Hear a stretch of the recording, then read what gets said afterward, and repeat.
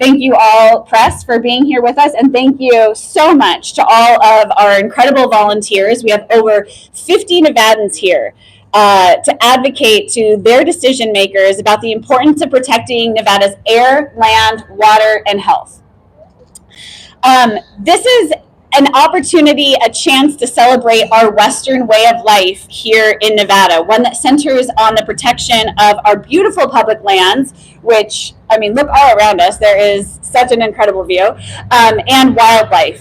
It's also a space for us to advocate for clean, renewable, affordable, clean energy. And so this is an exciting day where we're going to talk about our legislative priorities, and our decision makers are going to hear directly from members of the community.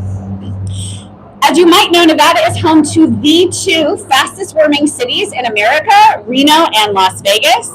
And we feel those impacts of extreme weather every day, firsthand. Deadly heat waves, wildfires, and we're experiencing drought, major drought in southern Nevada. And these extreme weather events are becoming they're becoming more serious, and for that reason, everybody is talking about them. These are truly kitchen table issues. Whether you are thinking through your home insurance rates, your rental insurance rates, because of the impacts of these weather events, thinking through your power bills, how much more expensive your gas and electricity bills are. In Nevada, it is often your second highest bill are your utility rates outside of your cost for your mortgage or rent.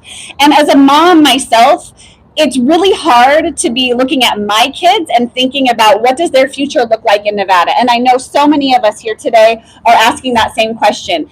We're concerned about affordability. We're concerned about these extreme weather events. And we're thinking through not just the next generation, but how many future generations are going to be able to call Nevada home.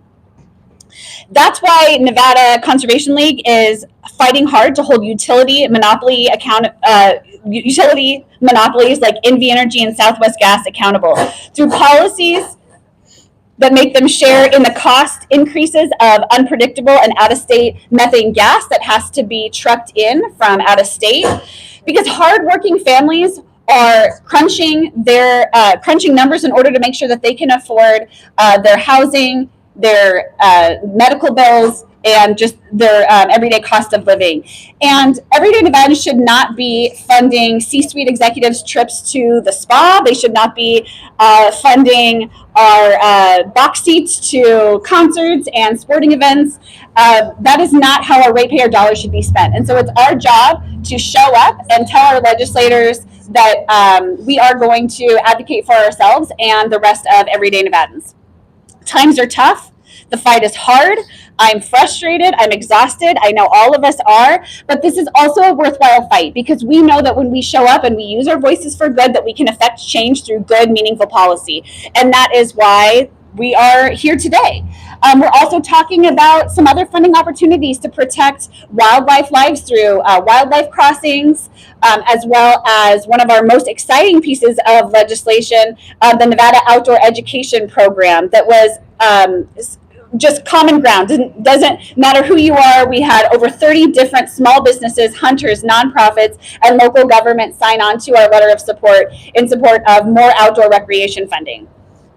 So all of our policies have widespread support. We've done a really good job making sure that we strategically brought only legislation that we know we can get over the finish line with broad community support and bipartisan support, because NCL is the bipartisan voice of Nevada's conservation community. So I want to just emphasize that we have more in common than our differences of opinion on how we can best support one another and also protect our natural resources. And I think that it's important that we hear directly from other community members, such as Yvonne Menendez. She is going to talk. She's a member of Chispa Nevada, which is an LCV affiliate of League of Conservation Voters, and we would love to hear from you directly, Yvonne.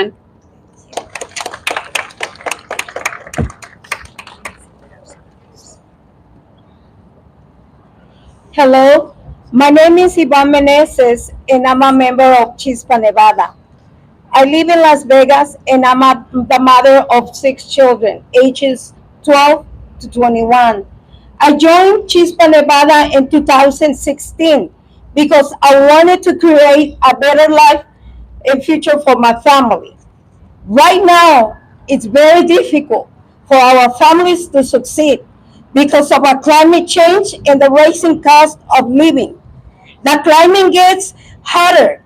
Our electricity bill goes up since we have no options but to use more air conditioning. At the same time, corporations continue to invest in expensive fossil fuels that increase climate pollution. Our families can not live this. As someone fixed income due to disability, I have a struggle to pay our utility bills, which can be anywhere from 300 to 500 a month. At one point, I owe $700, and NB Energy threatened to disconnect our electricity. Even though we try to conserve electricity, we had more sacrifices. I had to limit the food, to buy for my kids and buy fewer fruits and vegetables overall because they are more expensive. This means I cannot provide my kids or myself a diabetic with nutritious food. I even had found jewelry to pay these bills. We need action today. I'm here urging the Nevada legislature to do everything they can to lower utility bills. We need transparency and fairness for our electricity rates are set. We need accountability for corporate utilities so they can invest in a clean energy and not fossil fuels. And we need more programs to help low income or fixed income families like mine reduce their electricity bills like what the state Greens Bank does. I want to thank legislators for considering stories like mine as they work to address these issues. Thank you.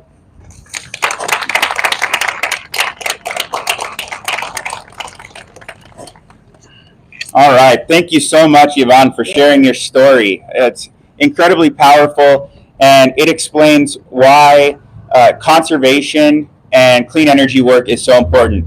My name is Howard Watts. I represent Assembly District 15, right in the heart of the Las Vegas Valley. I also have the pleasure of chairing the Growth and Infrastructure Committee in the Nevada State Assembly, which handles energy and transportation issues. I think Yvonne put it so well. Conservation and clean energy are quality of life issues.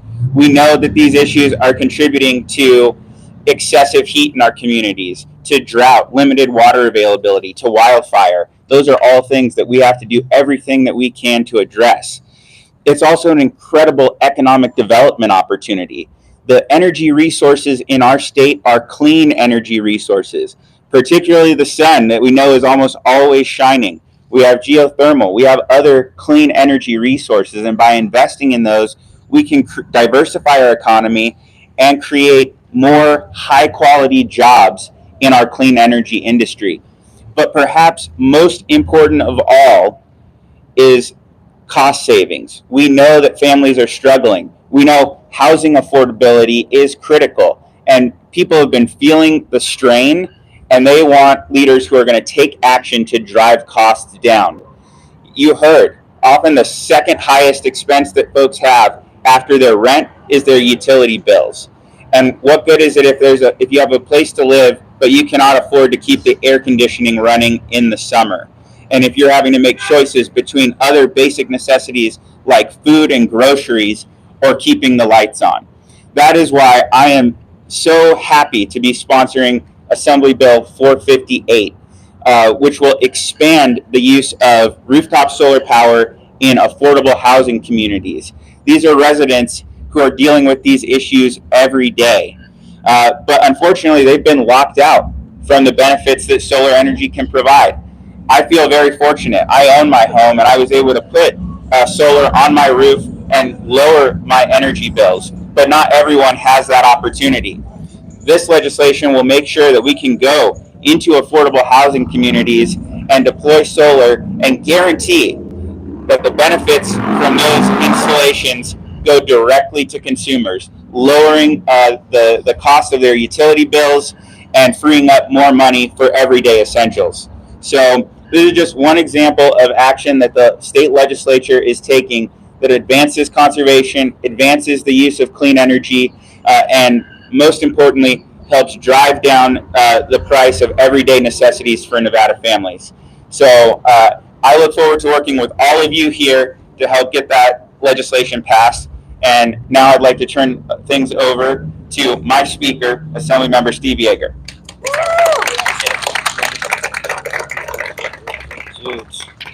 Well, thank you so much, Chair Watts, and happy Conservation Lobby Day. How great are these signs behind me? Fantastic. Good morning, everyone. My name is Steve Yeager. I know a lot of you. I'm the Assembly Member for District 9, which is in Southwest Las Vegas, and I'm also honored to serve as the Speaker of the Nevada Assembly.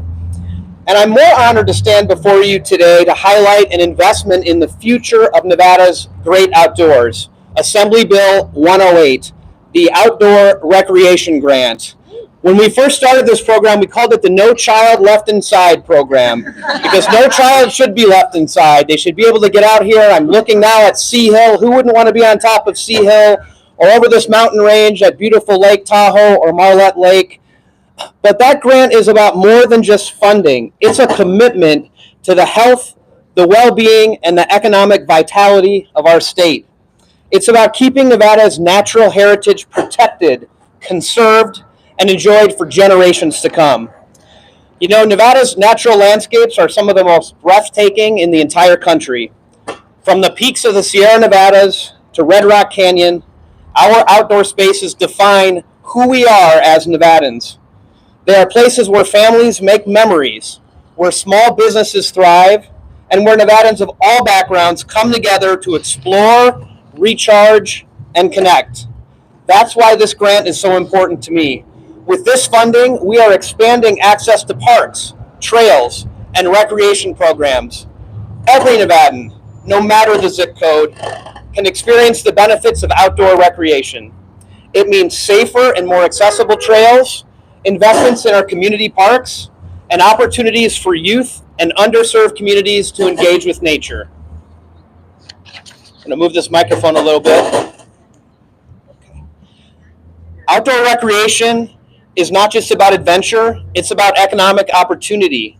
The industry contributes billions to our state's economy, supports local businesses, guiding services, and tourism. By funding these projects, we create jobs, we strengthen our communities, and we make Nevada a top destination for outdoor enthusiasts nationwide. But most importantly, this grant is about equity and sustainability. It's about making sure that future generations inherit not just the beauty of Nevada's outdoors, but the ability to enjoy it safely and responsibly. It's so future generations can inherit their natural heritage. So I want to thank our partners, community leaders, conservation groups, and advocates who helped make this program possible in the 2019 session and made funding possible in the 2021 session, and who are all once again working hard to make sure we fund this grant again in this legislative session.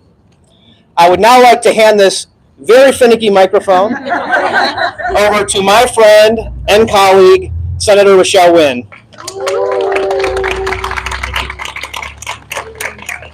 These signs are truly fantastic behind me. I matched some of them with my bright shirt or jacket today, but if all political signs look this fantastic, I think it would be a much better political season if we had those. So good morning, everyone. It is a beautiful day, probably in thanks to climate change. So I don't know if that's the downside or upside to some of the things that we're seeing right now, but it is March 25th and it is about 70 degrees today, this morning predicted. But I am Senator Rochelle Wynn, and I'm excited to be here with you today to discuss other opportunities that we have for a cleaner, more resilient Nevada by passing a bill that I am proudly sponsoring, Senate Bill 132, the Clean Energy Investment Bill. We feel it all. We've heard today and this morning from the great words of our speakers today that our energy bills are climbing. I know I live in a multi-generational household, and we have a household full of people that it takes a lot of money and a lot of energy to keep cool during the summer and warm during the winter. And the extreme heat that we are facing every summer in southern Nevada is only getting worse. Families, small businesses, schools, and tribal communities want to switch to solar and other energy saving solutions, but too often the upfront costs make this impossible. Yet Nevada is the #1 state for solar energy potential. We should be leading the way in making clean energy affordable and accessible for everyone, not just those who can afford the installation. That's where Senate Bill 132 comes in. This bill provides for a $5 million investment in the Clean Energy Fund, a nonprofit that helps Nevadans access low-cost loans, grants, and community solar projects. Sitting on a money committee, I sit on and I'm vice chair of the Senate Finance Committee. Money and how we invest our taxpayer dollars is crucial. We want to make sure that the money that we're investing in our community comes back to our community in multiple ways. In the past legislative session, we invested $1 million in the Nevada Clean Energy Fund. And what they were able to do with that $1 million was unlock nearly $200 million in federal clean energy funding. That's a 200-time return on investment. That's a smart, responsible use of taxpayer dollars. And what we could do with potentially a $5 million investment going into this, it is really like limitless, and the opportunities and the potential that we have to make that investment, that smaller investment, is going to just return so much to our community. It means lower energy bills for families, renters, and small businesses. It means more solar panels on homes, schools, and businesses, cutting electricity costs across the board. It means good paying jobs for local electricians, construction workers, and solar installers, jobs that can't be outsourced, that have to be done locally, and that will be done in our community by the people that live and work in our communities. Programs like Assemblymember Watts mentioned, Nevada Solar for All, are already making a difference, helping 20,000 households save at least 20% on their energy bills. That means the difference between people going without, like cutting on healthy food options at the grocery store, being able to take that school trip, or being able to not have to pawn family treasures in order to pay for those energy bills.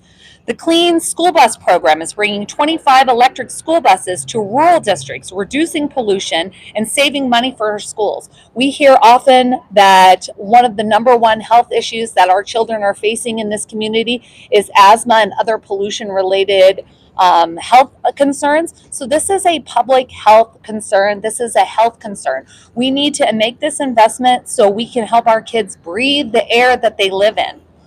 We have a choice. We can let rising energy costs and outdated systems continue to burden our communities, or we can invest in clean energy future that lowers costs, creates jobs, and makes Nevada a leader in the nation's clean energy economy. That's what Senate Bill 132 will continue to do. I urge my colleagues in the legislature, and I urge you to all support this piece of legislation and help me get this through the finish line, so we can build that clean, stronger, and more affordable energy future for all Nevadans. Thank you guys, and enjoy your day today. Hi, everyone. Thank you all so much for coming. Sorry about the finicky mic. Things happen. Appreciate you all running with me.